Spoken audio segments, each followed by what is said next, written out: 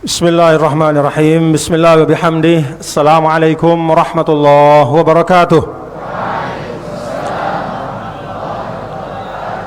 Assalamualaikum warahmatullahi wabarakatuh.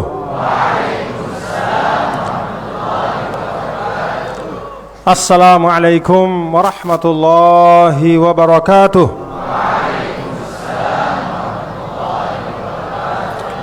Alhamdulillah. Salatu wassalamu ala habibina Rasulillah wa ala alihi wa sahbihi wa man tabi'ah hudah.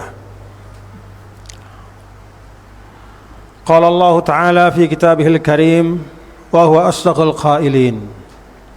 Wa man ahsanu qawlan mimman da'a ila Allah wa 'amila shalihan wa qala innani minal muslimin. Wa qala an-nabiy sallallahu alaihi wa alihi wasallam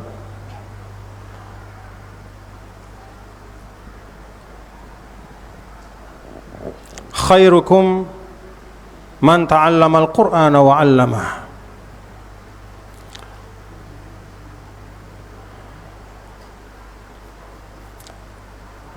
Wa qala aidan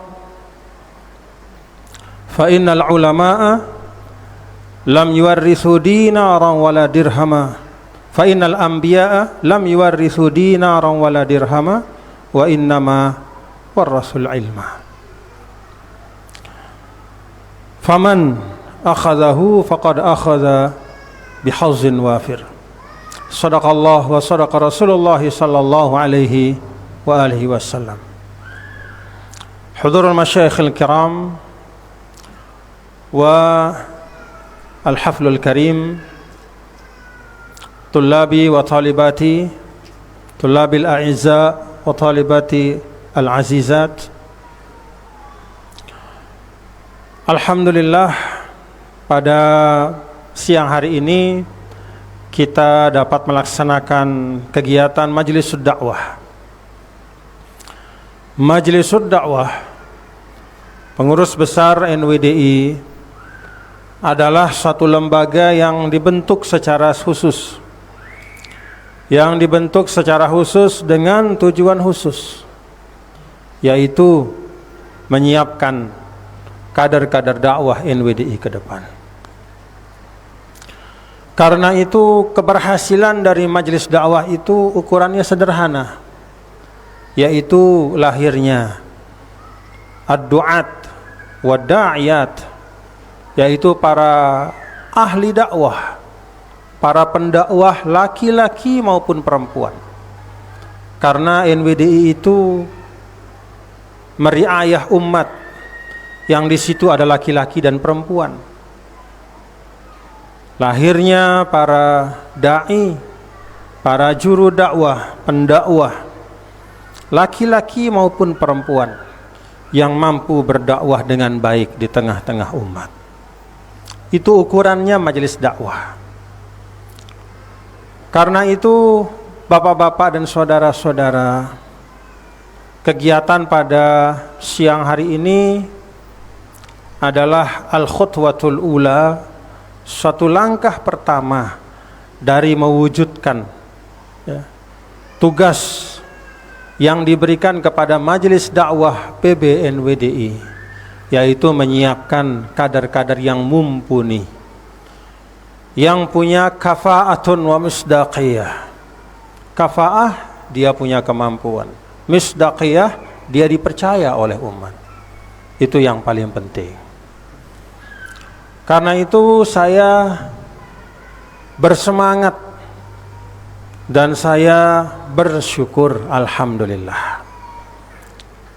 Mari kita bersama-sama ucap hamdalah, alhamdulillah.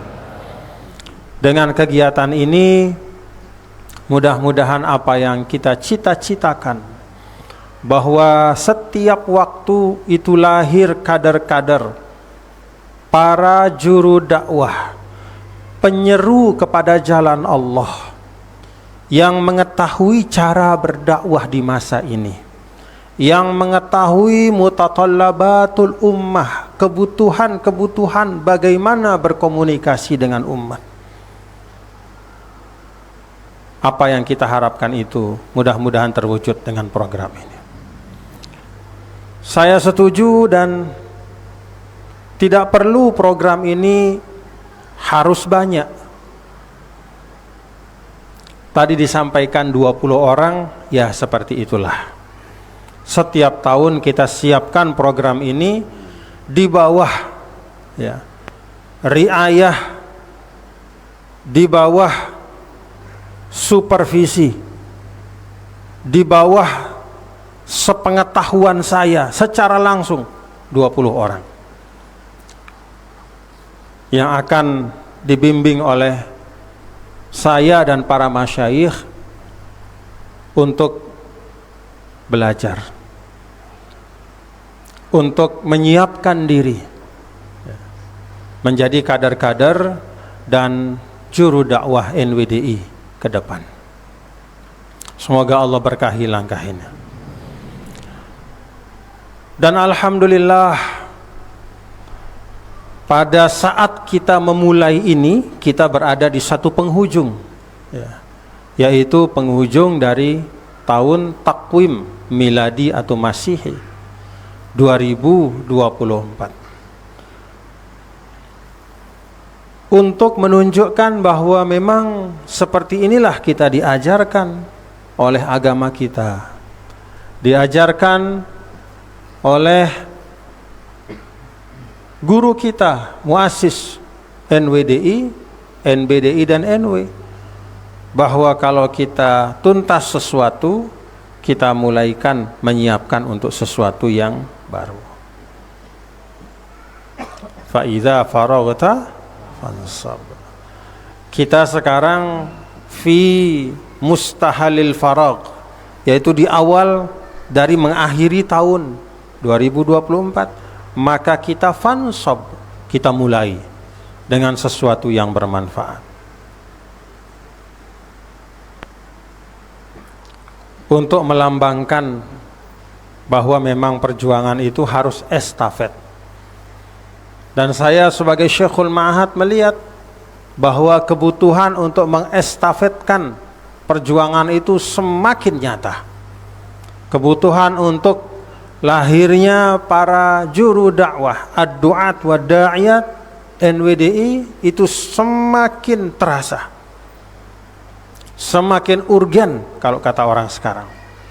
Karena memang keadaan umat sudah jauh berubah dibanding dengan sebelum-sebelumnya. Tantangan yang antum ayyuhat tullab wa antunna ayyuhat talibat satuwajihuna wa satuwajihna, akan kalian bersama-sama dan masing-masing, sendiri-sendiri maupun bersama-sama hadapi itu aqad wa as'ab, jauh lebih kompleks dan jauh lebih sulit dibanding apa yang saya hadapi pada masa-masa yang lalu, ketika dulu mulai berdakwah, mulai bersama-sama dengan umat di akhir tahun 90-an, 1997, 1998, awal tahun 2000, maka yang antum tuwajihun wasatuwajihuna fil mustaqbalil qarib itu adha'afa ma wajahtuhu, apa yang saya hadapi dulu sekian puluh tahun yang lalu. Bahkan amsuna laisa kayaumina wa yaumuna laisa kagodina, kemarin kita itu tidak sama dengan hari ini, dan hari ini itu tidak sama dengan besok. Karena itu perlu kita menyiapkan diri dengan baik, dan menyiapkan kader-kader dakwah itu salah satunya melalui program dari Majelis Dakwah PBNWD ini. Mudah-mudahan Allah mudahkan.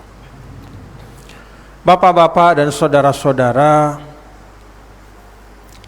kita memulai program ini di akhir tahun sebagai penanda bahwa perjuangan kita itu terus harus berlanjut. Juga kita memulai ini di akhir tahun untuk bisa mengambil pelajaran-pelajaran. Ya. Kalau dulu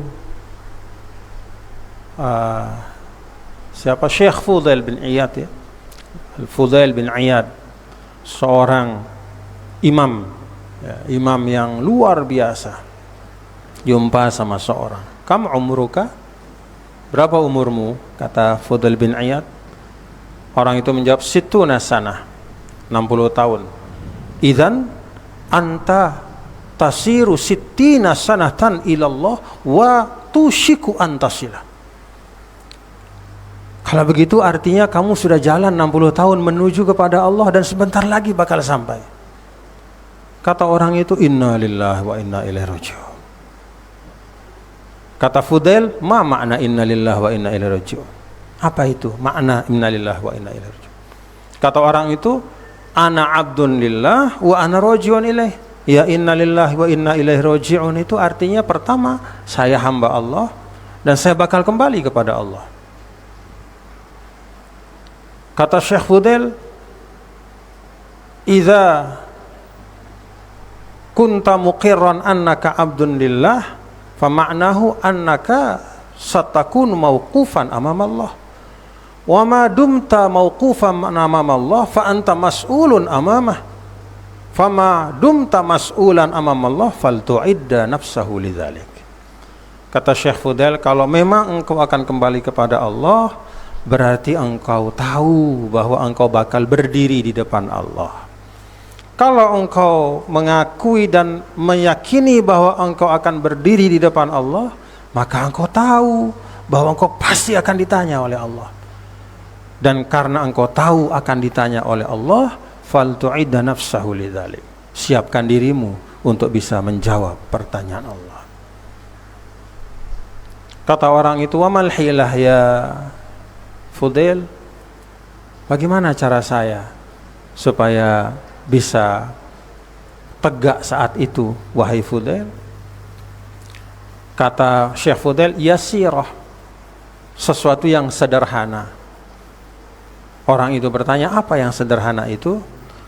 "An tattaqiyallah fima baqiya yaghfirillah ma taqaddama wa ma ta'akhkhar." Kata Syekh Fudail, bertakwalah kepada Allah pada yang tersisa, maka Allah mengampuni apa yang telah lewat dan apa yang akan datang.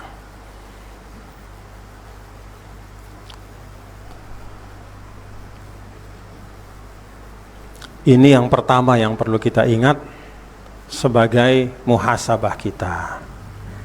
Jadi kalau kata Imam Ali bin Abi Thalib, apa katanya itu di dalam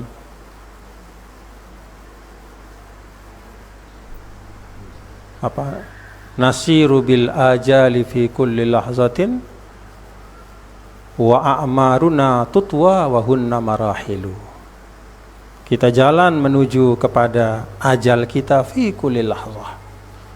Kita jalan terus. Jadi setiap hari itu kita semakin dekat. Wa a'maruna tutwa wa hunna marahilu. Dan umur kita itu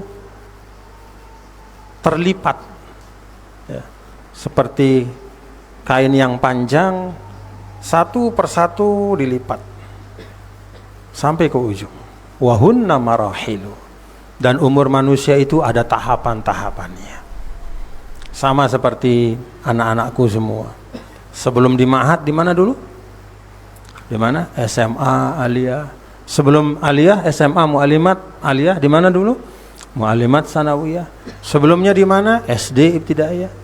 Sebelumnya terus sampai ketika kita baru lahir dari orang tua kita. Wahunna marahilu.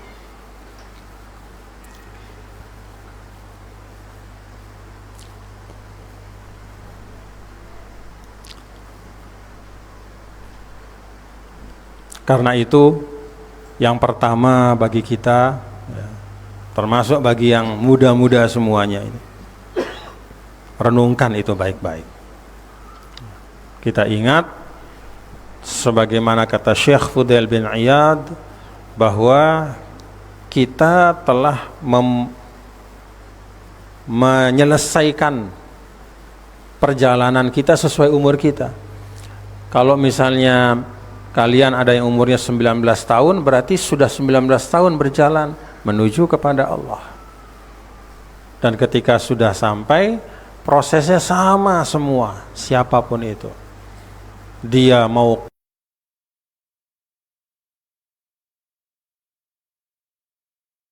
lalu ditanya oleh Allah Subhanahu wa taala, falyu'idda nafsahu lidzalik. Maka hendaklah dia menyiapkan dirinya untuk saat itu. Nah, karena itu kepada semua tulab dan tholibat ya, sebagai pengingat bagi kita semua, bagi saya, bagi antum semua, mari kita manfaatkan ya.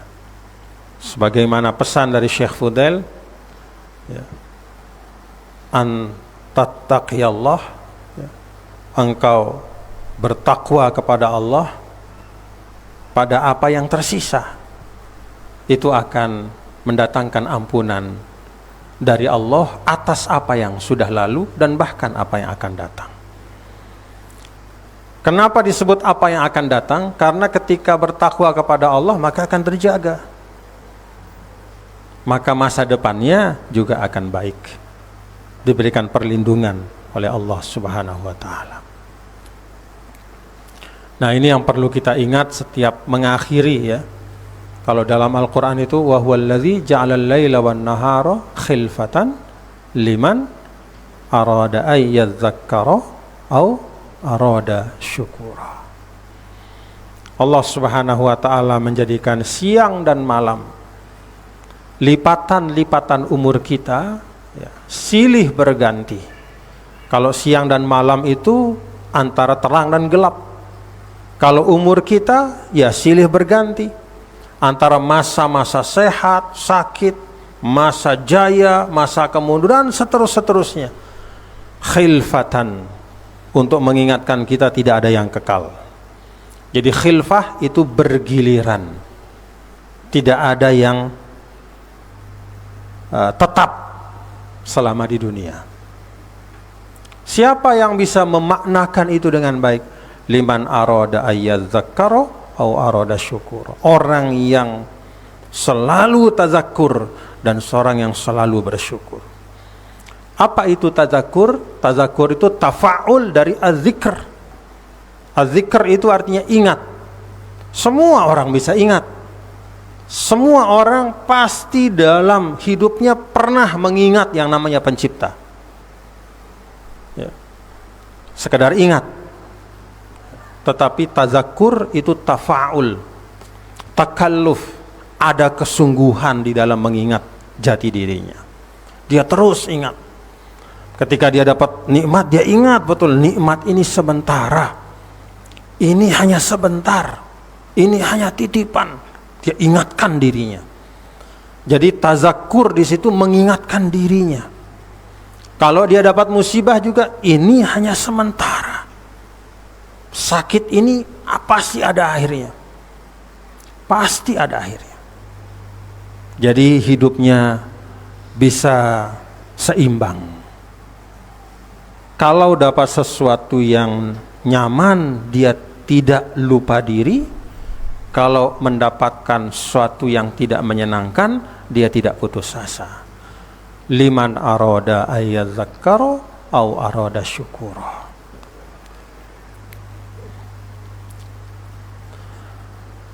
Yang kedua, ini ada kaitannya dengan yang disampaikan tadi oleh Ketua Majelis Dakwah tentang kenapa ya, program ini kita adakan.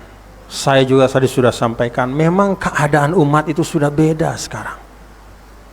Sudah beda. Ya. Tau'an au karhan, kalau dalam bahasa Al-Quran. Baik itu memang sengaja berubah atau nggak sadar dia berubah. Kayak orang yang mohon maaf misalnya jadi korban di Indonesia ini ada puluhan, ada jutaan, belasan juta, bahkan mungkin puluhan juta korban judi online misalnya. Itu yang korban judi online itu tidak semuanya tauan, dalam arti dia sadar, dalam arti dia memang mau main judi, tidak semua. Banyak juga yang karhan dalam makna tidak sadar, karhan dalam makna terkondisikan, karhan dalam makna tidak paham. Nah, disitulah fungsi dakwah. Bahwa judi itu tidak baik semua orang tahu, bahwa judi itu mudaratnya banyak semua orang paham, bahwa judi itu haram tidak ada umat Islam yang meragukan. Minal qat'iyat innamal khamru wal maisir wal ansab wal azlamu rijsum min amali syaitan fajtanibuh. Itu jelas. Kan tidak banyak di dalam Al-Quran kata fajtanibuh terhadap satu dosa, hanya beberapa saja. Berzina, minum minuman keras, berjudi, kemudian sesembahan, ya. Itu yang fajtanibuh. Artinya jangankan melakukan, mendekatinya saja nggak usah, karena demikian besar mudaratnya. Tahu semuanya. Tetapi ada amaliyatun tadliliyah, ada proses mendistorsi pemahaman. Oh, ini maksudnya bukan ini maksudnya judi Al-Quran itu gitu. Oh, ini iseng-iseng saja. Yang disebut oleh Al-Quran itu adalah judi zaman dulu. Kalau ini kan hanya permainan biasa. Ya, modalnya pun kecil-kecilan, 2.000, 5.000, 10.000. Nanti bisa dapat 1 juta. Ada amaliyatun tadliliyah, taswiqiyah, marketing, distorsi, sampai akhirnya bingung. Akhirnya anak-anak muda merasa itu bukan judi yang diharamkan. Itu bukan judi yang disebut oleh Al-Quran. Itu hanya permainan, memanfaatkan handphone, memanfaatkan internet. Nah, disinilah kalau ada amaliyatun tadliliyah, maka kader-kader dakwah NWDI harus bisa melakukan amaliyatun tarsyidiyah. Kalau ada proses penyesatan, maka harus ada upaya sebaliknya, menyadarkan dan memahamkan. Itu peran. Jadi perannya Anda ini ke depan bukan menjelaskan judi itu haram. Semua orang tahu itu judi haram. Tapi bagaimana tangkihul manat, kalau orang usul fiqh tahqiqul manat, bagaimana mengkaitkan, menjelaskan dengan bahasa yang bisa diterima bahwa praktek yang hari ini dilakukan yang namanya judi online itu sama rijsun min amali syaitan itu, dengan bahasa yang mampu difahami, dengan pengetahuan yang mencukupi. Karena itu Syekh Ali Jum'ah mengatakan yang diperlukan sekarang adalah man yastati'u an yamzaja bainal waqi' wan nas. Nah, itu penting. Seorang yang mampu meramu antara teks dengan realitas, antara bunyi Al-Quran sama hadis dengan kenyataan yang terjadi di tengah masyarakat. Mencontohkan dengan judi zaman jahiliyah nggak salah, tapi tidak terlalu perlu, karena zaman dulu itu judinya beda sama sekarang. Nggak ada orang berjudi sekarang, atau jarang sekali yang berjudi di satu tempat terus pakai kartu kayak zaman dulu. Nggak ada, udah canggih. Jadi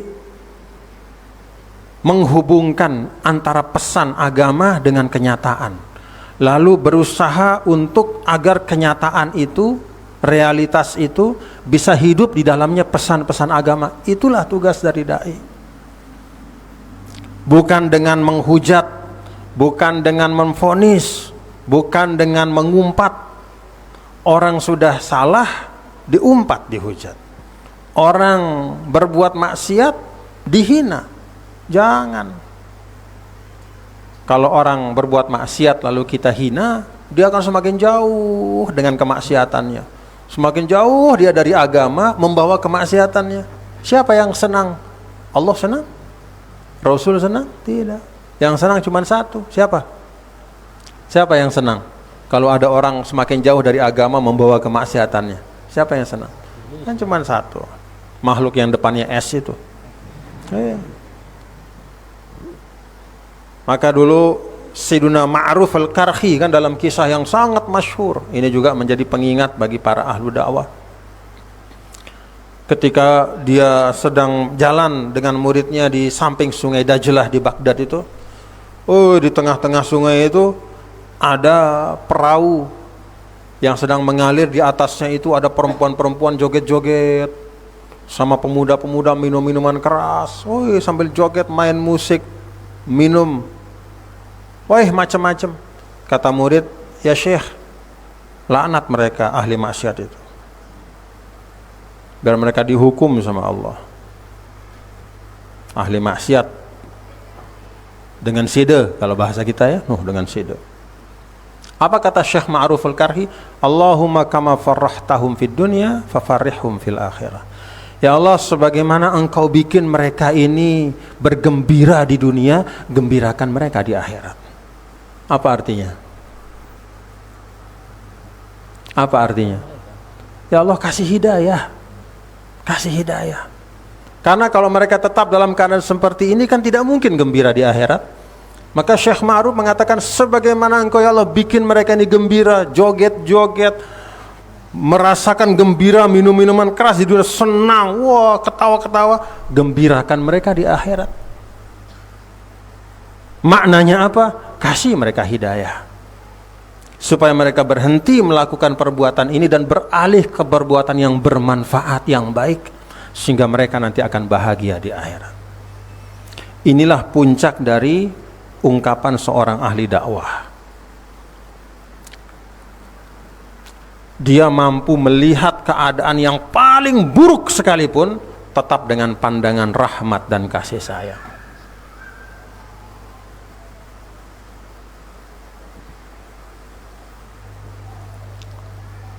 Karena itu Nabi kita, Nabi besar Muhammad sallallahu alaihi wasallam kan selalu mencontohkan seperti itu.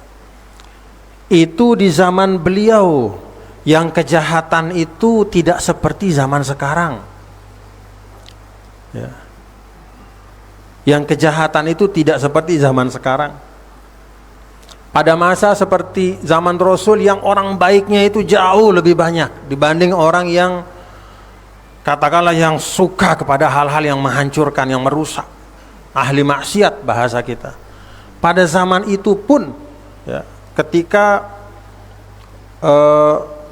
Rasulullah SAW berada pada zaman yang sangat mulia, Nabi SAW selalu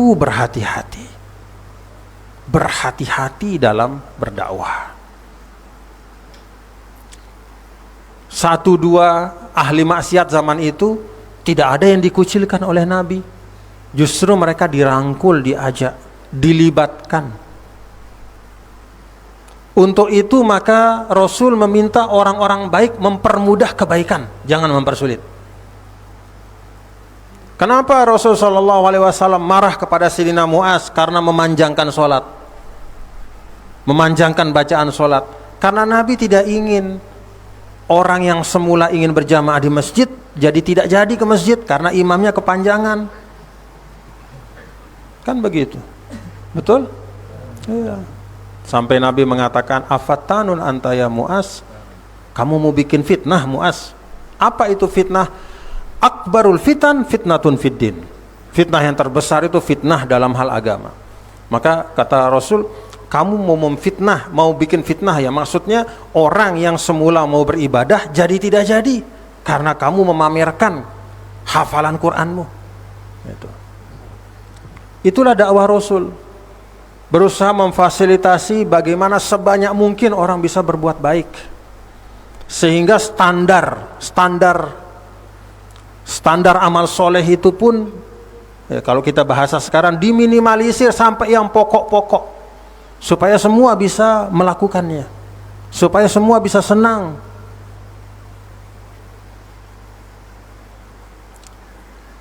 falyatajawaz. Kalau menjadi imam di masjid yang umum, yang makmumnya itu macam-macam, falyatajawaz.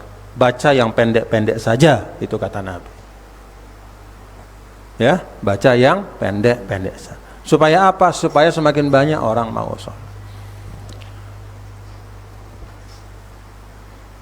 Ini penting, ya. Karena para tulab tolibat nanti, sebagaimana saya sampaikan, akan berhadapan dengan luar biasa tantangan-tantangan. Maka unzuru ilan nas nazara rahmah. Pandanglah manusia, orang dengan pandangan kasih sayang. Amalkan apa yang Rasul sallallahu alaihi wasallam sampaikan, yang sebagian ulama mengatakan min usulil Islam. Apa itu? Ayuhibba li akhihi ma yuhibbu li nafsihi. Kita ingin orang dapat kebaikan sama seperti kita dapat kebaikan.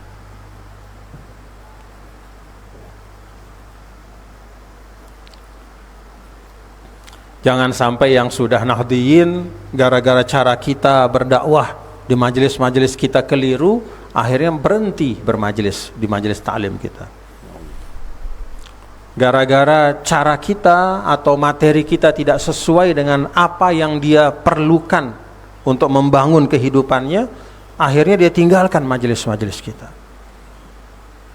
Jangan. Ya.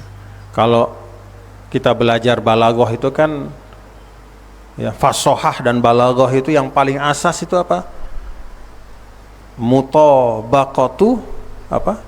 Al-mutabaqatu li muqtadal hal. Begitu. Jadi muqtadal hal, situasi itu yang kita lihat. Seperti apa tantangan yang kita hadapi. Dakwah kita sesuaikan.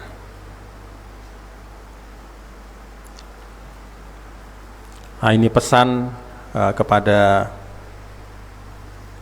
para kader-kader semua, ya, terutama nanti akan mengikuti program dan semua untuk tulab talibat. Jangan suka menghakimi, dalam arti ketika berdakwah itu dahulukan, ya. Apalagi orang-orang awam, masyarakat, udah syukur mau ngaji, udah syukur mau ngaji, udah syukur. Ini zaman dimana banyak orang yang memilih mengeluarkan uang untuk nonton konser dibanding gratis datang ke pengajian. Ini zamannya. Karena itu kalau masih ada yang mau datang ke pengajian, syukuri. Syukuri. Ad-du'atu, ya, yahtaj, ini sekarang nih. Ad-du'at yahtajuna aksar ila al-mad'uwin, ya, min al-mad'uwin, ya, anfusihim yahtajuna ila du'at. Jamak-jamaknya, sekarang ini kita yang lebih perlu kepada umat ini dibanding umat perlu kepada kita. Ini jamak-jamaknya. Dalam makna sudah demikian banyak kesibukan, beban, keseharian dari masyarakat kita. Jangan ketika mereka mau belajar agama, yang mereka temui adalah beban tambahan. Ya. Mana pengamalan dari aina misdaqu qawlihi ta'ala ma anzarna 'alaikal qur'ana litashqa illa tadhkiratan liman yakhsha. Kan kata Allah, kami tidak turunkan atasmu wahai Muhammad Al-Qur'an untuk menjadi beban, enggak. Illa tadhkiratan liman yakhsha. Quran itu adalah pengingat. Jadi dibahasakan oleh Allah yang namanya manusia itu bukan orang bodoh, tapi orang yang lupa. Kenapa dia lupa? Karena alastu bi rabbikum, di awal dulu kita sudah ditanya, siapa Tuhanmu? Ya. Alastu bi rabbikum, apakah Allah Tuhanmu? Bala, kita semua sudah bersaksi. Artinya ada rokizah khairiyah fi dakhilina. Ada bibit, ada benih kebaikan yang disebut dengan fitratallahi allati fataran nas 'alaiha di dalam diri manusia. Jadi sejahat-jahatnya manusia itu adalah karena dia sedang lupa. Paham ya? Antara orang yang betul-betul tidak punya sesuatu dengan orang yang punya sesuatu tapi lupa sesuatu itu. Maka tugas dari dai itu mengingatkan, Pak, Anda punya sesuatu yang mulia pada dirimu, yaitu semangat kebaikan itu, semangat tauhid itu. Itu tugas dai. Apa keunggulan dai dibanding masyarakat atau jamaahnya? Hanya pada mungkin ya, bahwa dai itu lebih dulu dia ingat ya. Karena dia lebih dulu ingat, dia ingatkan yang lain. Bukan berarti dia paling istimewa, tidak. Apalagi zaman sekarang ya. Ini sekali lagi saya sampaikan kepada kader-kader para, ini kan akan menjadi juru dakwah semua ya. Jangan susahkan masyarakat ya. Jangan datang sebagai orang yang orang sudah punya masalah, macam-macam utang segala macam, terus tiba-tiba bikin pengajiannya bikin berat lagi ya. Dari awal sampai akhir tahwif isinya semua. Neraka ada sekian banyak lapisannya, setiap neraka ada sekian banyak malaikat, ada yang bawa gada, ada ular, ada orang datang sakit perut, pulang-pulang pingsan semua ya. Orang datang sakit kepala, pulang-pulang bukan kepalanya saja yang sakit, semua badannya gemeteran. Bukan itu ya. Jangan. Makanya di dalam sifat Nabi kan basyiron wa nadhira. Basyiron dulu, baru nadhira. Jangan naziron didahulukan, apalagi hanya naziron saja ya. Ini zaman hati-hati. Hati-hati. Hati-hati. Zaman Al-Maghfurlah Maulana Syekh saja, Masya Allah, kan beliau begitu ya. Dikasih kita yang mudah-mudah, dikasih 3 tahun beliau ngaji hanya mengajarkan salam, sampai kita heran. Terus beliau mengatakan, dia tahu dengan sini mau mengucap salam bagus-bagus, wah cukup, wah jari langannya tambah surga. No, kata Al-Maghfur. Apakah Al-Maghfurlah tidak bisa mengajarkan tuhfah? Bisa. Mengajarkan Mughnil Muhtaj? Bisa. Mengajarkan Kutubus Sittah? Bisa. Tapi yang diajarkan apa? Ngucap salam. 3 tahun keliling hanya Assalamualaikum warahmatullahi wabarakatuh. Jawabnya Waalaikumsalam warahmatullahi wabarakatuh. Dimasyarakatkan ajaran agama itu. Apakah ini hanya mengarang-arang dari Al-Maghfurlah? Tidak. Karena dalam sirah Nabi juga disampaikan 3, sebagian riwayat 6 bulan pertama Nabi di Madinah, kerjaan Nabi itu hanya masuk di gang-gang kota Madinah dengan menyampaikan pesan sederhana. Apa itu? Ada hadisnya apa? Afsyus salam wa at'imut ta'am wasilul arham wasallu bin laili wan nasu niyam. Hanya itu. Tidak ada yang rumit-rumit Nabi ajarkan. Saling mengucap salam, kalau ada yang lapar dibantu, ya kan? Sambung silaturahim, dan kalau bisa malam saat orang tidur kamu bangun sholat tahajud. Hanya itu. Sehingga orang Madinah itu merasa, Masya Allah, ternyata Islam itu nyaman, ternyata Islam itu nggak sulit, senang, semangat. Nggak kayak kita ya, semakin bisa mempersulit orang semakin bangga untuk menunjukkan saya bisa, dia tidak bisa. Yang paling hebat itu kita dan semua yang hadir itu bisa bersama-sama melakukan satu kebaikan, bisa bersama-sama. Paham ya yang saya sampaikan? Ini asas ya. Jadi kalau mau memberatkan, mau mengambil azimah, kata ulama, khuzil azimah li nafsika ya wa a'tir rukhsah linnas. Kalau Anda mau memberatkan untuk dirimu, tapi untuk masyarakat kasih yang mudah. Paham? Ya. Jadi kalau mau berat, silakan untuk dirimu. Mau sholat sunat dari pagi sampai pagi, silakan buat sendiri. Masyarakat kasih yang mudah ya. Yang mudah dalam makna ya tentu rukhsah dan yang sesuai dengan tuntunan ulama kita Dan itu memang seperti itu. Ini pesan kepada anak-anakku, karena sekali lagi yang dihadapi itu akan luar biasa, kompleks dan rumit. Oleh karena itu saya pesan, menghadapi situasi seperti itu belajar, baca,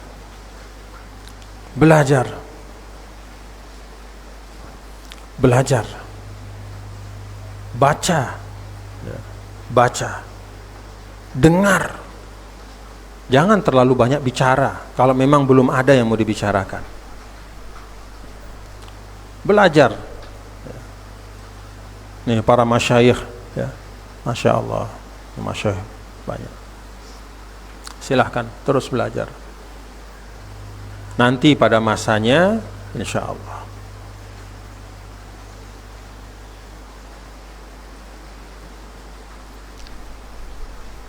Dan pesan yang terakhir, ya, kepada semua, ini gerak dakwah, ya. Harakatul dakwah itu tahtaj ila tanzim. Yang namanya gerakan dakwah, sejak awal Nabi kita, Nabi besar Muhammad sallallahu alaihi wasallam, sampai masa sahabat, sampai al-khulafa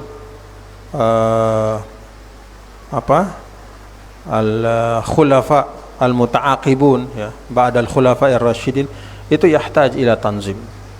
Perlu ada pengorganisasian, ya. Karena itu Al-Mahfurlah tidak mencukupkan diri membangun madrasah NWDI, tetapi juga membangun suatu organisasi dakwah.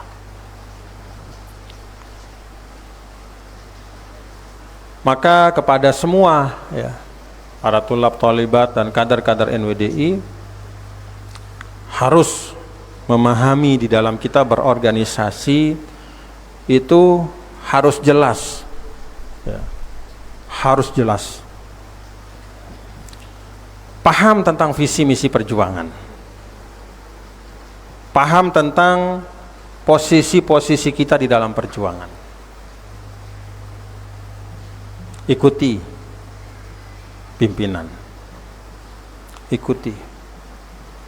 Jangan selalu merasa bisa,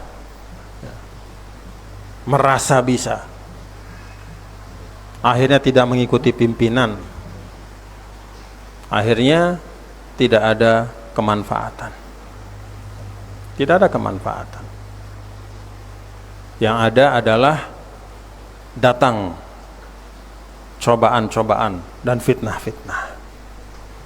Awalnya tidak mengikuti pimpinan, bergerak dengan nafsi-nafsi. Secara teori ini sudah saya sampaikan beberapa kali, berulang kali. Bahkan diwasiatkan itu sudah ada baitnya. Betul? Ada enggak baitnya? Ada. Tapi rupanya kita ini tidak cukup hanya dengan teori, harus ada kejadian baru sadar. Saya berharap kejadian itu tidak usah banyak-banyak, cukup sekali saja. Terlalu banyak fitnahnya, bahwa ada di dalam barisan perjuangan yang punya niat tidak baik, pasti ada dimanapun. Jangankan masa sekarang, dari masa zaman Rasulullah SAW sudah ada. Di setiap masa pasti ada. Tetapi kalau kita sebagai jamaah bersama-sama sadar, tahu,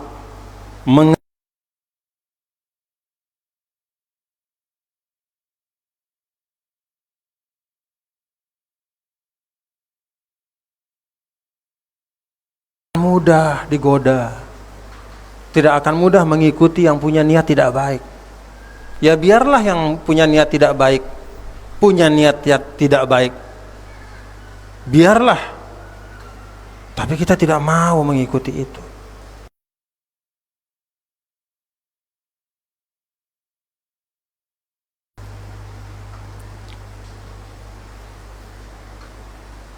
Tapi sayangnya banyak yang tidak sadar juga. Banyak yang tidak sadar juga. Makanya saya tontonin, saya lihat, oh ya.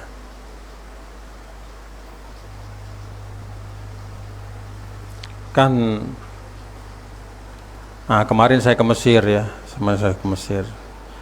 ya sebagaimana biasa kalau ke Mesir itu kita sering lewat di tempat penembakan Anwar Sadat itu. Anwar Sadat, Presiden Mesir ya. Anwar Sadat itu pemimpin yang tahu kapan harus perang dan kapan harus berdamai. Ketika dia punya kekuatan yang cukup, dia siap. Karena kalau pemimpin itu sudah tidak ada istilah takut, ya. Penakut itu tidak ada. Nama pemimpin itu ya memimpin.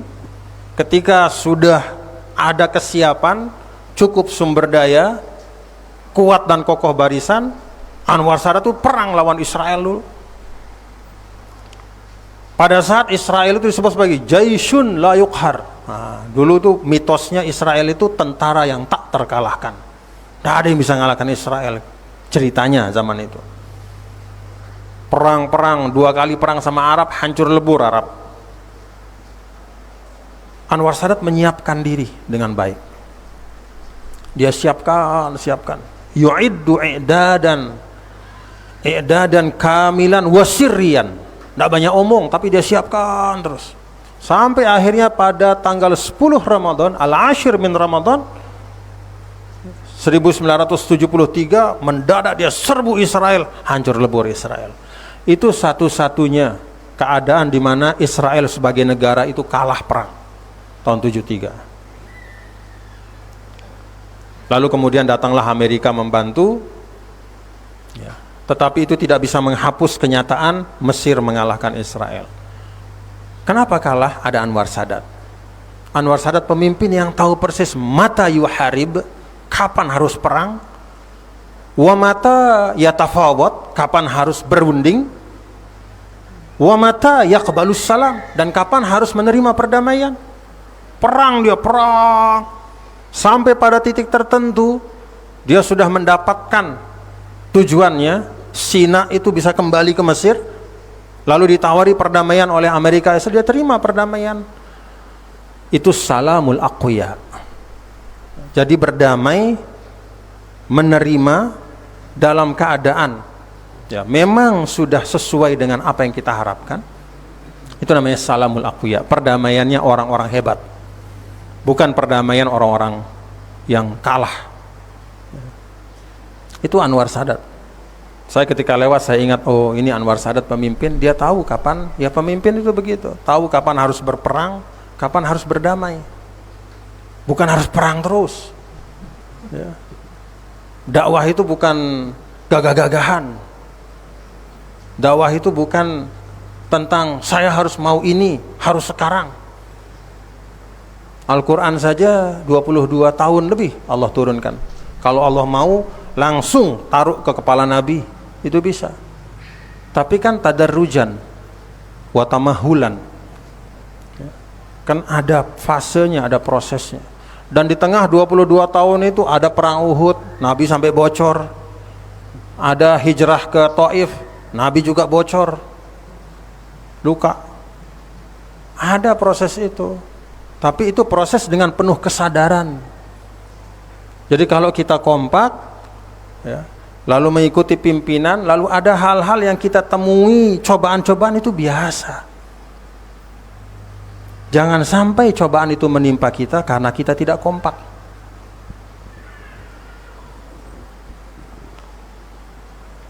Ketika Nabi banyak, ada yang hijrah ke Habasyah, ada yang hijrah ke Yathrib.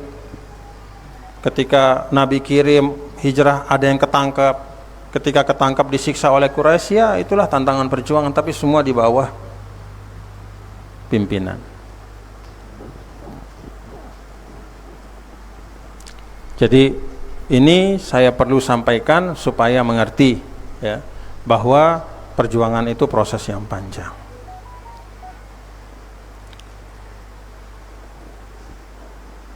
Dan ikuti pimpinan supaya tidak ada penyesalan dan fitnah di belakang hari.